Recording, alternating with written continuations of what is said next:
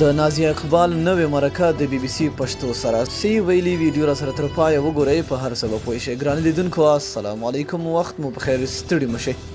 د پښتو ژبې نوموتې سندرغاړې نازیه اقبال چې د پاکستان څخه لندن ته له تګ وروسته د نازیه اقبال او د هغه د خاوند جاوید فضا په منځ کې کورنۍ اړیکې سره خرابې شوې چې له هغه وروسته د دواړو یوه ویډیو په ټولنیزو رسنیو خپره شوه چې نازیه اقبال له خپل خاوند نه طلاق غواړي او هغه ورته طلاق ورکوي، خو وروسته دواړه په خپله پریکړه پښیمانه شو او په وینا یې چې له عالمانو یې فتوا ترلاسه کړه چې د دوی ترمنځ طلاق نه دی شوی او بیرته خپل ګډ ژوند پیل کړ. د بي بي سي سره په تازه مرکه کې نازیه اقبال وایي چې څوک حق نه لري د هغې په شخصي ژوند او کورنۍ مسلو کې خبرې وکړي.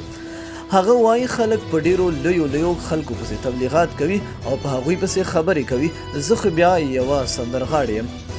نوموړي له بي بي سي سره په خپله مرکه کې وویل چې د هر چا په کور کې ستونزې راځي، همداسې زموږ په کور کې هم ستونزې راغلې وې.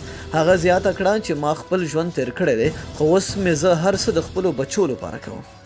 نازیه اقبال وایي چې زه هنرمنده د نورو خلکو لپاره یم، خو په خپل کور کې او د خپلو بچو لپاره زه یوه مور یم او د هغوی خدمت کوم.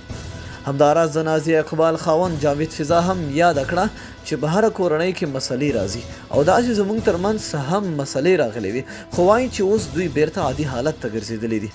همداراز نازیه اقبال وویل چې زه د خلکو په خبرو پسې نه ګرځم او خپل ټول پام مې خپل هنر، خپلې کورنۍ، خپل ژوند او کلتور او خپل دین ته دی. نو دوستانو، تاسو د نازیه اقبال دغه خبرو ته په کوم نظر ګورئ؟ لاندې په کمنټ کې را سره خپل نظر شریک کړئ. تر بلې ویډیو د الله په امان.